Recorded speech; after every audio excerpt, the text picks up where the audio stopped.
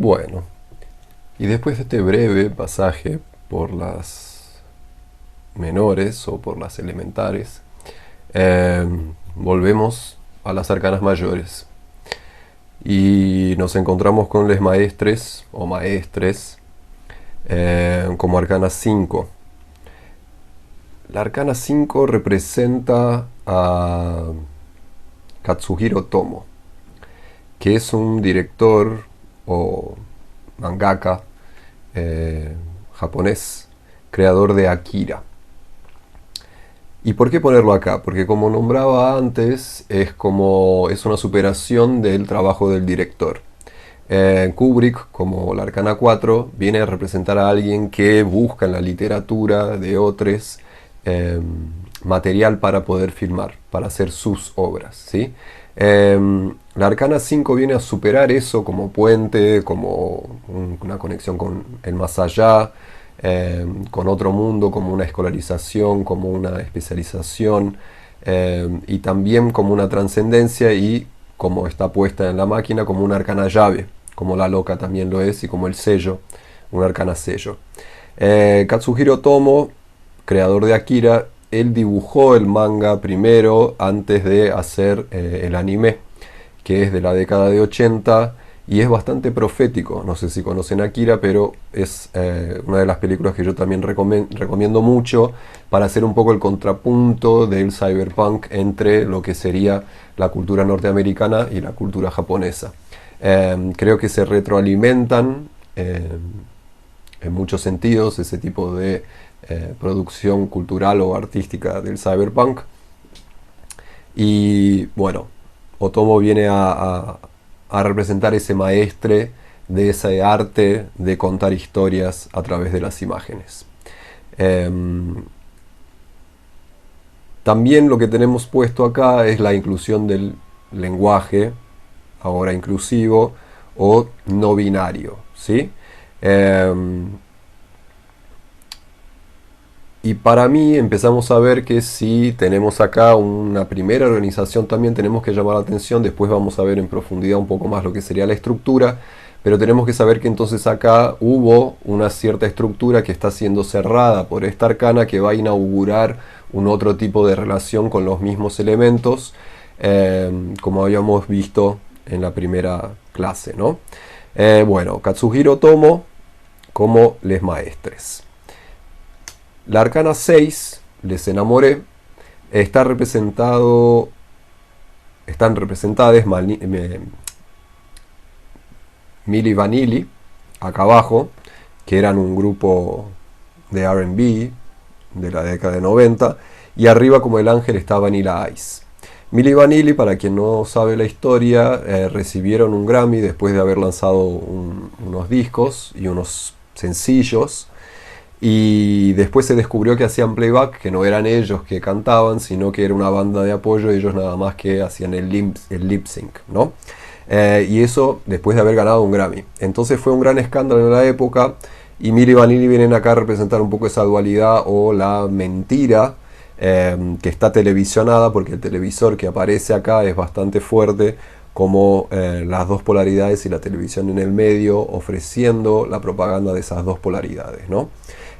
Y Vanilla Ice como el ángel, también porque Vanilla Ice es un rapero blanco que tuvo notoriedad también ahí en la década final de década de 80, comienzo de la década de 90, también con esa idiosincrasia del rapero blanco, eh, como también una mentira, pero diferente, ¿no? Porque hace una triangulación también, ¿no? La idea de Vanilla Ice ahí está puesta más como algo que está diciendo que hay una elección entre estas dos. La historia de estas tres personas es bastante peculiar, tiene mucho que ver con lo que para mí significa esta arcana, además de la idea de vainilla, que es algo que vamos a ver después un poco en una profundidad en los fantasmas de la máquina, también cómo eso se relaciona con el sadomasoquismo y el sexo y también cómo eso está puesto también en la máquina, ¿no? Esa dualidad del blanco y negro, hay un juego de oposiciones acá, hay uno de estos dos que todavía sigue vivo, el otro murió de overdosis, entonces También hay dos bifurcaciones ahí en el camino, a pesar de que son dos masculinidades, y eso también nos tiene que llamar la atención, que vamos a ver después en la estructura por qué habla de esta manera. Charriot es una representación de un episodio en la historia de Estados Unidos de Norteamérica, de una de las tantas revueltas populares y levantes populares que tiene Estados Unidos de Norteamérica en su historia. Esta específicamente habla del levante o de los riots en Brooklyn de Crown Heights. Crown Heights se podría traducir como las alturas de la corona, lo que para mí es una relación directa con la corona del Arcana 7, el carro tradicional como es el de Marsella, ¿no? Y lo que vemos acá es un auto de policía dado vuelta porque lo que sucedió es que en una mañana de verano en este barrio, que era compuesto básicamente de judíos hasídicos y inmigrantes haitianos, era un barrio bastante popular, un miembro de la comunidad judía perdió el control de su auto en alta velocidad y terminó atropellando a dos niños haitianos de la comunidad haitiana. Y la ambulancia, al llegar, porque la comunidad hasídica tiene no depende tanto del Estado, ¿no? Va contando con sus recursos, va creando sus propios recursos para asistencia.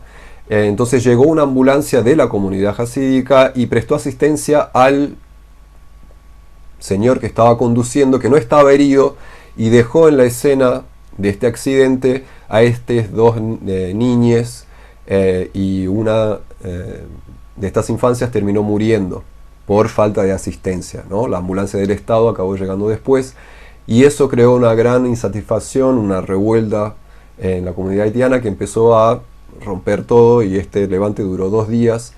Esto tiene muchas implicaciones para mí, pero yo la relaciono más nuclearmente con esa idea de que el Charriot viene a hablarnos de que estamos prestando asistencia a quienes son iguales a nosotros y dejamos que mueran quienes no son. Es una idea un poco... es un carro, ponele, que está medio que hablando de la negatividad de la casa de Cáncer, ¿sí? Porque también astrológicamente Charriot o el carro se le da la conjunción con Cáncer, entonces sería un poco eso de crear unos cascarones a donde solo puede habitar quien es igual a nosotros, ¿sí? Y esto vamos a ver cómo se despliega también en la estructura, porque esto tiene un porqué también, pero digamos que en este momento es eso lo que está sucediendo y por eso el riot, puesto acá abajo en inglés también, porque es ese levante popular ante la injusticia. La fuerza no la voy a leer acá como 8, voy a empezar a leer ya Libra es como el 8, ¿sí? Libra es una representación de una propaganda de Sony del Walkman, ¿sí? Entonces el Walkman es importante en este sentido porque habla de esta propaganda de este aparato donde sirve para escuchar los cassettes, y los cassettes son importantes también en la máquina, o sea, la tecnología de poder grabar y desgrabar ciertas músicas o ciertos audios, lo que se te plazca en este momento de esta tecnología, fue una revolución en sí. El Walkman también fue una revolución en sí, pero está puesta acá porque la justicia se dice que escucha su corazón, entonces estos audífonos los tiene conectados a su corazón, pero al mismo tiempo también deja de escuchar ciertas voces, ¿no? Por eso esta media justicia también, ¿no? Libraes trata de equilibrar todo, pero en ese equilibrio siempre hay algo que está quedando escondido. El Walkman, en ese sentido, trabaja con la idea de un poco del egoísmo, viene a replicar un poco lo que estamos viendo de la mentira, la injusticia y el cuidar nada más que a los que son iguales a nosotros. La justicia en este momento también viene a hablar, o Libra es en la máquina, viene a hablar un poco de esa justicia que es sorda más que ciega, ¿sí? Podemos ver también el gestual de la cara que tiene Libra es, pero veremos que trata de no ver, trata nada más que de escuchar, pero hay más en eso, ¿sí? La eremita es una representación de la teniente Ripley, o la subteniente Ripley, o como sea, de la saga de Aliens, y bueno, interpretada por Sigourney Weaver, ¿sí? Esta es una gran heroína de las ciencias ficciones distópicas. Alien, la primera, se puede poner también como una película bastante de terror o de suspense, un thriller ahí también del lineaje del terror del espacio. Y la idea del espacio sideral es fuerte en esta arcana, principalmente por esa idea de que el slogan de la saga de Aliens era que en el espacio nadie podía escucharte gritar, ¿sí? Porque para mí la eremita habla de silencios. Además de esa idea de alturas que tiene puesta en los mazos tradicionales, como la figura del sabio que se sube al monte para isolarse y de arriba ve a la humanidad, como también un cierto flash de superioridad, esta está en el espacio sideral, entonces alcanza alturas impensadas en términos terrenales, entonces está súper arriba, pero nadie la puede escuchar, ¿no? Entonces hay un silencio y una solitud puesta en eso. Además, que si vieron Alien también saben que ella es la spoilers, ¿sí? Bueno, sí, hay un montón de spoilers, eso deberían saber antes, ¿no? No lo digo nunca, pero hay spoilers. Es la única sobreviviente de esta saga, ¿no? Es la heroína recurrente que va en los films de terror. Siempre hay alguien que sobrevive al ataque de esa monstruosidad que viene a atacar. Además de la idea en este punto que está puesta muy fuerte con la saga de Aliens, de que la eremita nos va a hablar también en un constructo social de cómo las grandes empresas también tienen ese manejo extractivista, ¿no? Y también militar, porque vemos que en la saga de Aliens estamos siempre viendo cómo este proletariado universal está minerando recursos en otros planetas bajo una tutela de grandes corporaciones, como si fueran ahora los nuevos estados-naciones. Serían un poco la idea distópica del cyberpunk, que en el futuro no existen estados-naciones, sino nada más que empresas que controlan el acceso a la materialidad, incluso a quien puede salir de la tierra devastada, ¿no? Es como un nuevo tipo de privilegio que no cae en un lineaje estatal, sino que es un lineaje empresarial, ¿no? Es algo como las grandes corporaciones son la nueva manifestación del poder en estos futuros distópicos, pero tienen una conjunción bastante militar. Entonces el Alien, como esta idea de lo parasitario o lo externo que viene a tratar de matarnos, también los militares tratan de usarlo como arma, ¿no? Están creando una arma de guerra, ¿sí? Y bueno, todo esto está dando vueltas acá en la eremita, principalmente la idea de las ideas parasitarias. Después en la estructura vamos a ver por qué también. Y llegamos a la cuarta arcana sello, que es la esfinge, o esfinge, en este sentido, con un punto de interrogación, el 10 y estas dos serpientes que están puestas acá. Esta referencia a una mujer trans travesti que se llama Sheila Wonder Girl y que es actriz de porno. Como esta es la primera inserción de una travestilidad o de una transgeneridad en el linaje del mazo, en las arcanas mayores, ¿sí? Entonces en este punto la esfinge, con esta rueda que gira, viene a presentarnos una transgeneridad que en este momento está puesta bajo ese karma, ¿no? Como la esfinge también habla de los karmas y las fortunas que nos tocan, de cómo a las transgeneridades pareciera que hay algo kármico, porque actúa en la pornografía o actúa como tiene que trabajar sexualmente.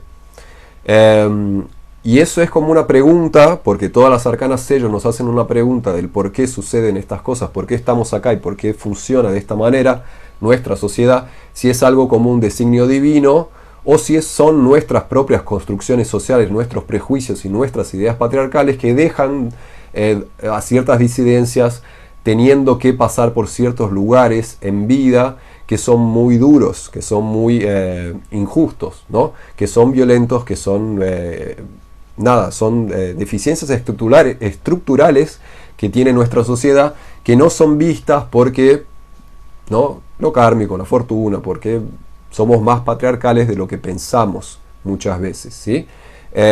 Y avalamos ciertas violencias muchas veces más de lo que pensamos, ¿sí? Pero esta referencia también es como Sheila está acá haciendo una síntesis con la leona de la esfinge, y yo quise, bueno, como había dicho antes, sacar la rueda de la fortuna y empoderar o ponerla en evidencia a esta esfinge, que es la única cosa que no gira, ¿no? En la visión tradicional tenemos a la rueda de la fortuna como todo lo que gira, todo lo que sube, todo lo que baja, y tenemos a esta transgeneridad como habitando un lugar que pasen siglos en nuestra sociedad occidental colonizante, colonizada, la transgeneridad o las disidencias o las identidades que rompen con las normas patriarcales hetero, cis, sexuales, tienen un designio, una fortuna ya escrita, ¿sí? Eso no es universal tampoco, ¿no? Es algo cultural. La serpiente de dos cabezas está puesta como un símbolo que tiene un espejo en la naturaleza, que es un animal que tiene dos cabezas, entonces podríamos pensar que piensa mejor que una. Lo que pasa es que una serpiente, y esto sucede en la naturaleza, cuando una serpiente de dos cabezas nace, lo que sucede es cuando tiene hambre, la cabeza más fuerte ataca a la cabeza más débil, pero todo el conjunto de la serpiente termina muriendo, ¿sí? Entonces está puesto ese simbolismo donde también esa jerarquización, y cuando dejamos que ciertas identidades estén al relento y corriendo riesgo de muerte, de vida, estamos matando también toda la sociedad, ¿no? No existe una cabeza más fuerte que la otra, si pensamos como un todo a la sociedad, ¿sí? Pero la esfinge siempre nos viene a traer un acertijo. Yo siempre en las clases la enseño mucho como la que nos trae el enigma. Y para una sociedad cis heteropatriarcal, la existencia misma de personas transgénero, travestis y no binarias es como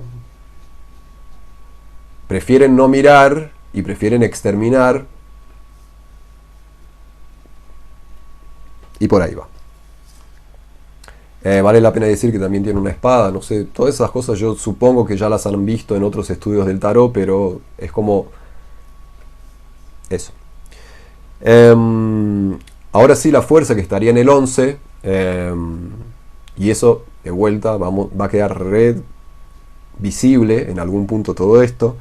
La fuerza viene a abrir entonces un otro camino, porque la arcana 10 es otro sello. Entonces viene a hacernos otra pregunta, o a tratar de que hagamos otra síntesis para volver al elemento fuego una vez más, para arrancar un otro camino hasta que lleguemos al próximo sello. La máquina se estructura de esa manera, va repitiendo caminos elementales,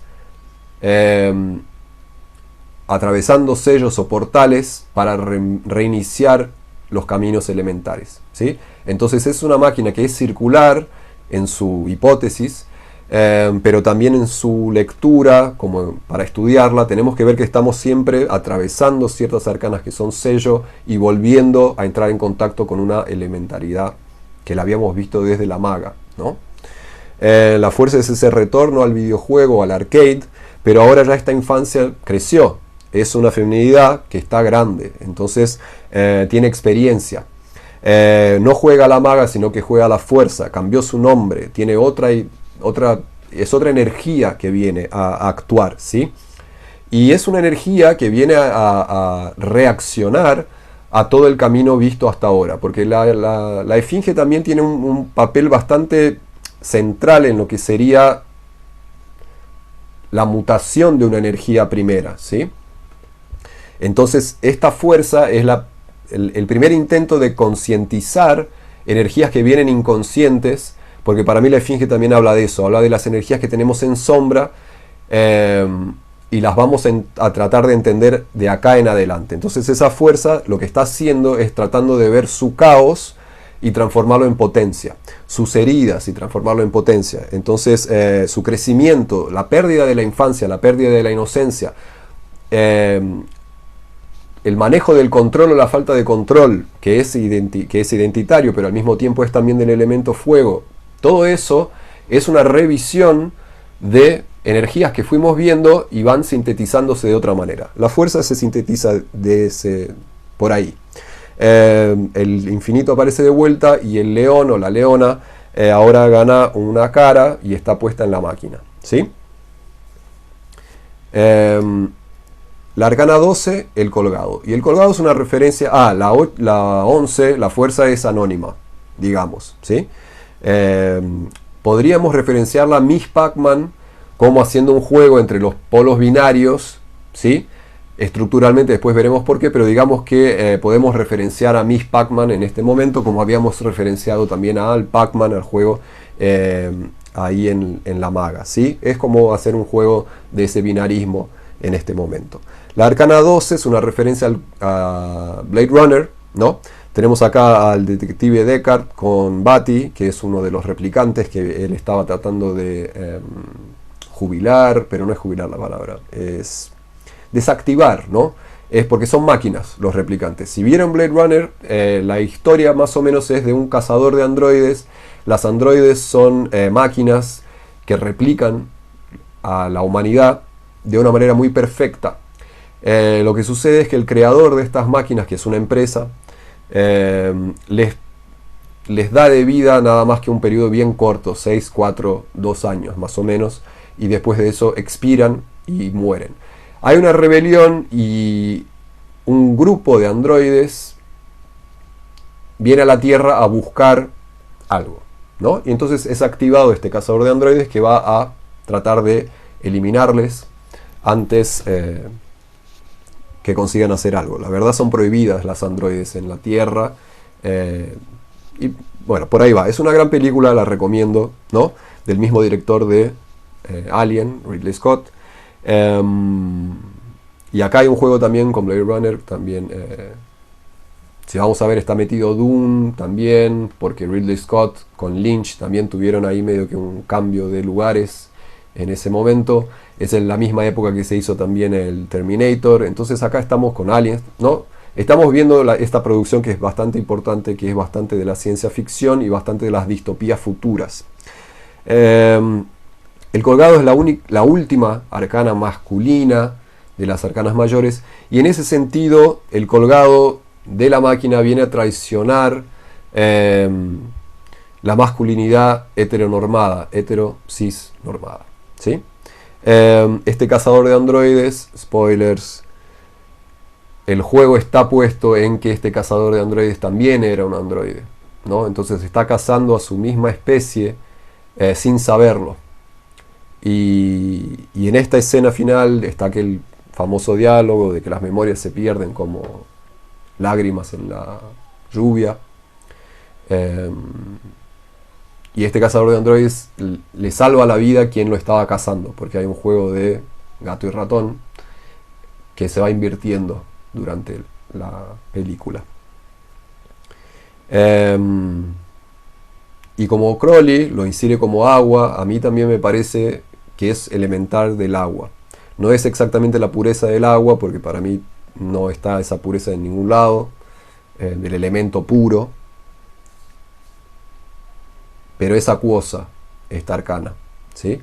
Lo que la conecta directamente con la papisa también, ¿sí? Y veremos en su estructura después esto.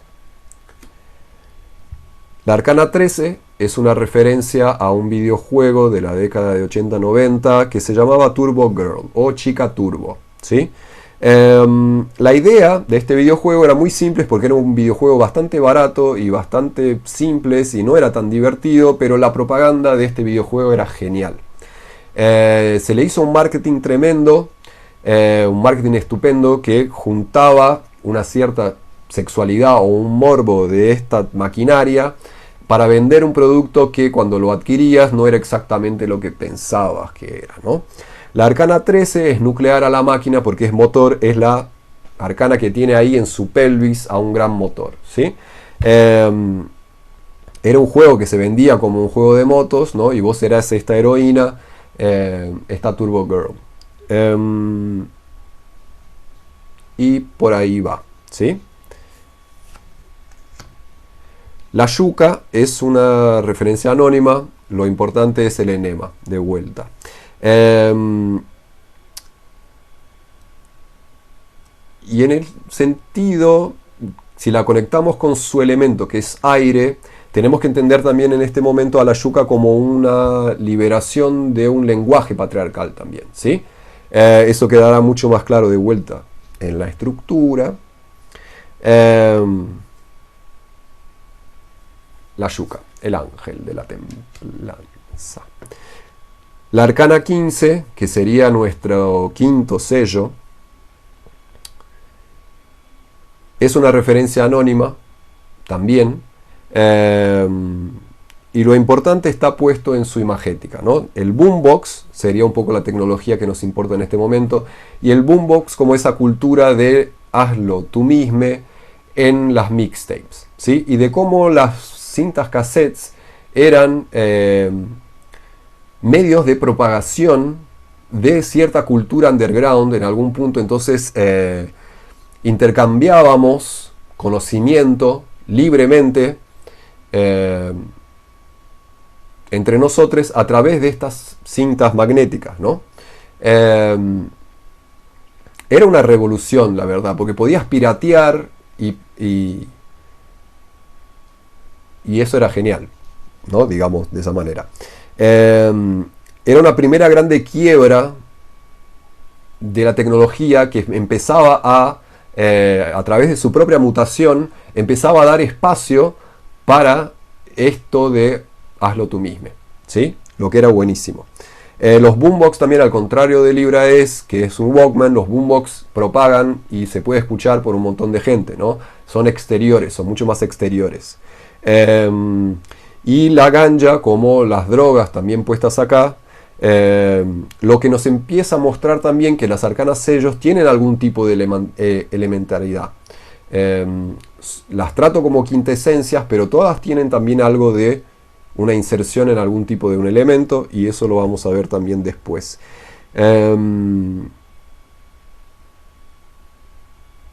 Y más que eso creo que es redundancia. La torre, después del arcana sello de la diabla, venimos a arrancar de vuelta.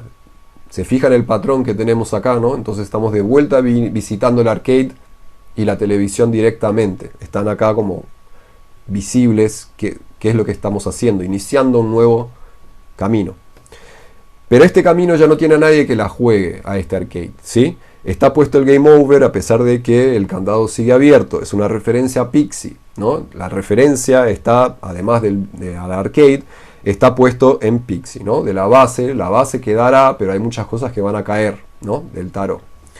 Esa es la referencia a Pixie. Pero en el juego es un juego identitario. Ya nadie más juega este juego identitario, ¿no? Es como una liberación de lo que vamos a ver después estructuralmente. La estrella es una referencia al trabajo sexual, a las putas. Siempre con las putas y nunca con la yuta. Porque acá estamos viendo de vuelta un auto de policía y una trabajadora sexual, ¿sí? La estrella en ese sentido también viene a hablarnos de esa dualidad entre, que habíamos visto en Charriot, de cuando estamos cuidando nada más quien piensan como, o que se identifican como, o que están dentro de nuestro círculo de, ¿no?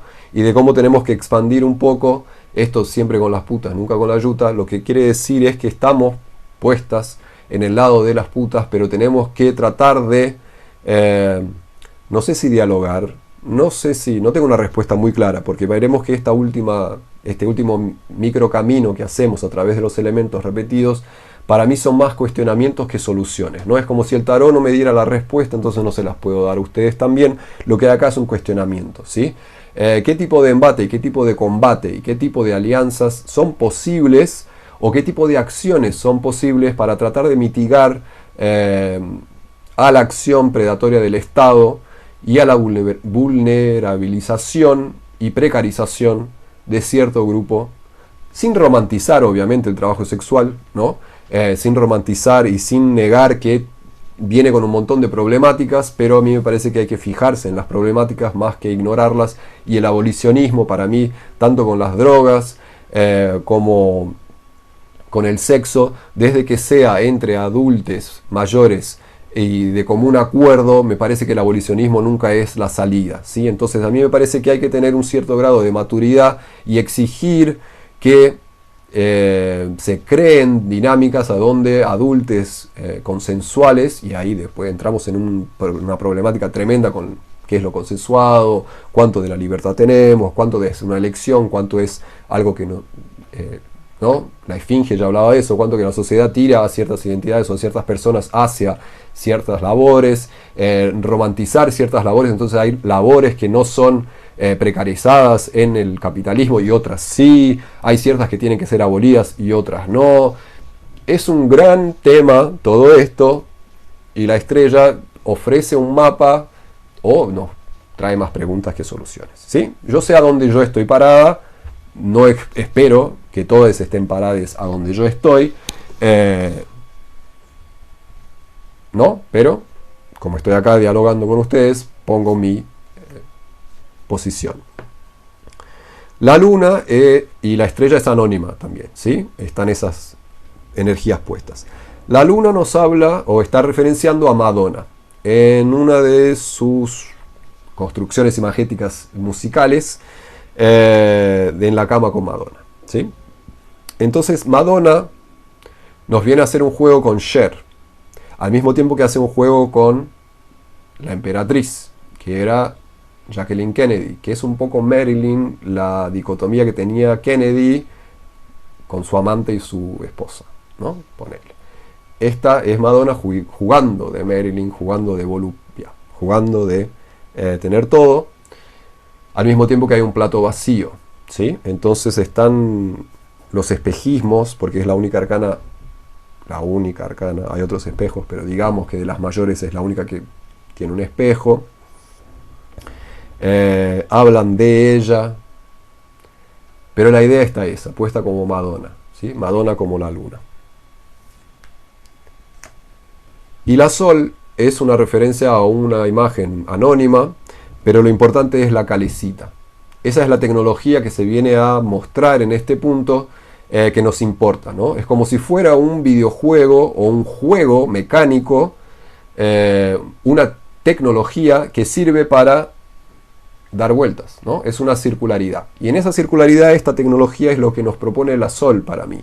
Es el entendimiento de que estamos dando vueltas en algún lugar, no siempre estamos pasando por el mismo lugar, pero tenemos un movimiento espiralado donde recorremos algunos lugares que nos hacen acordar bastante a donde estábamos antes. Esa idea de crear síntesis, antítesis y crear nuevas tesis para poder dialogar con nosotros mismos, con el mundo y con las cosas que nos constituyen, para mí es trabajo de la Sol también. Dar nuevo nombre a las cosas, renombrar, dar nueva luz, tirar un nuevo entendimiento, ¿no?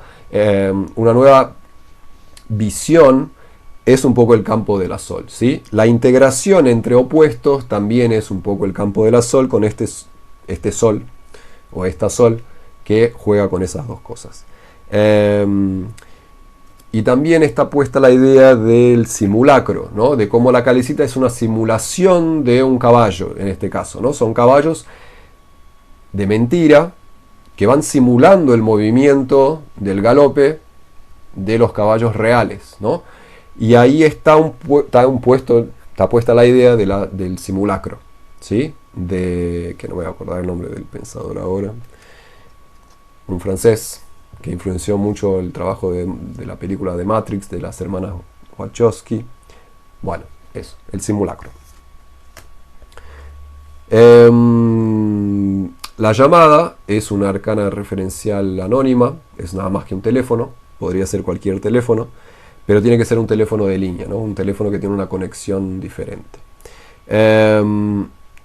Y esta es la obviedad de la obviedad misma, pero tenemos que acordarnos que la loca es la que hace el puente con esta llamada, ¿no?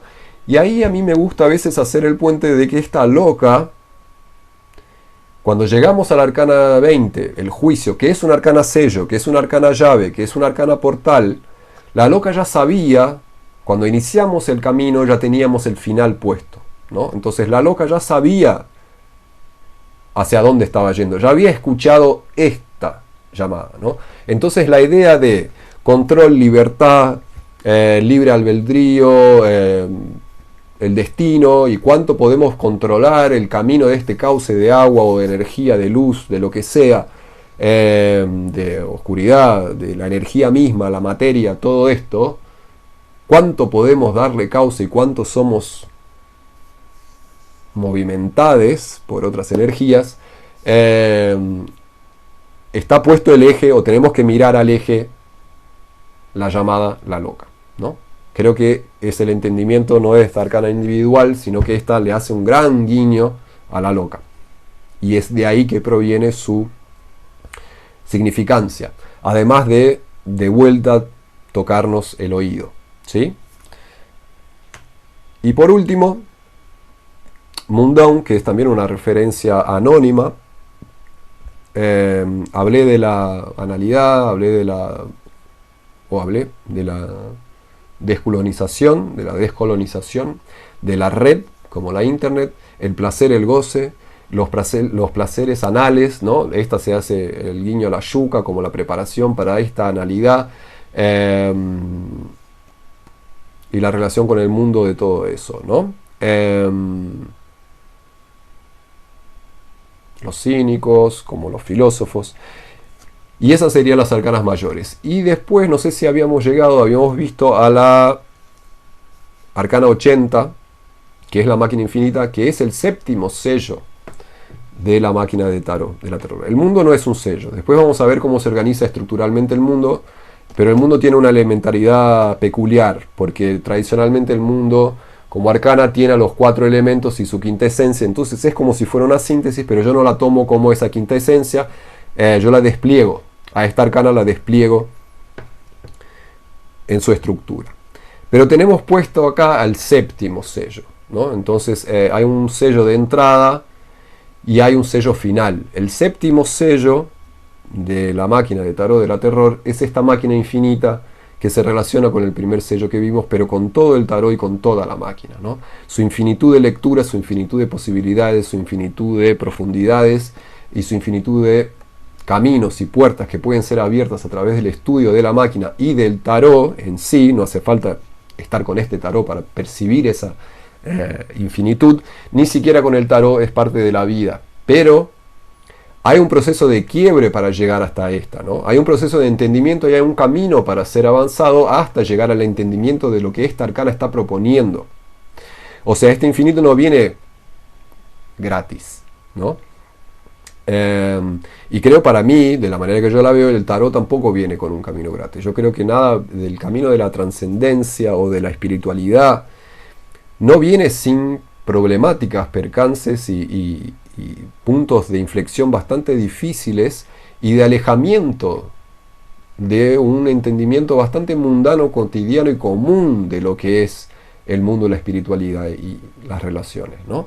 Me parece que hay un elemento bastante fuerte puesto en la referencialidad de la máquina que busca llevarnos más cerca de otros tipos de referencias, o por lo menos sacarle un poco el prisma neutro que tiene este bombardeo de imágenes culturales, ¿sí? De ponerlos en sus casilleros ideológicos para que podamos ver. Eso es un trabajo que muchas veces es doloroso también, ¿no? Tenemos que hacer un cierto trabajo de iconoclastía. Y eso no viene sin un precio de un desmembramiento interno simbólico también, ¿no? Al sermos iconoclastes, lo que estamos haciendo es rompiendo ciertos simbolismos externos y eso tiene un precio interno. Estamos rompiendo también con estructuras simbólicas internas. Entonces lo que estamos haciendo es sacrificar algo externamente para sacrificar algo internamente también, ¿no? Y ese desmembramiento, que es algo del trabajo esotérico, el desmembrarse para poder construirse nuevamente, y eso es conocimiento antiguo de la fragmentación de la psique, para la reconstrucción de la psique, para un nuevo amálgama, para una nueva construcción interna, eso no viene fácil, ¿no? Entonces a mí me parece que siempre estamos tratando, en algún punto con la New Age, de rescatar nuestra entereza, de ver que siempre que nacimos enteres, que nacimos plenos, que siempre fuimos y nada más que tenemos que darnos cuenta de eso. Y para mí no funciona de esa manera. Yo no hago esas referencias a eso. Para mí las referencias que yo hago son al opuesto. Por eso el cyberpunk y la distopía son fuertes referencias en la máquina, también principalmente en las arcanas mayores, porque para mí es un trabajo de darse cuenta de las imposibilidades futuras, de las imposibilidades pasadas, de las grandes carencias y grandes heridas que tenemos y que cargamos, y de nuestra labor de desconstruir, romper y desarmar muchas de las herramientas coloniales, racistas, patriarcales, machistas y discriminatorias de clase que están puestas en nosotros, para poder crear una nueva construcción. El darse cuenta de que siempre fuimos plenos y siempre fuimos infinitos, a mí nunca me cerró y para mí es mentira, ¿sí? Entonces, que no les vendan ese cuento tampoco, y dense cuenta que la máquina está haciendo una referencia muy fuerte al romperse para poder armarse, ¿sí? En la próxima clase veremos un poco cómo se puede romper y estructurar todo esto. Muchas gracias.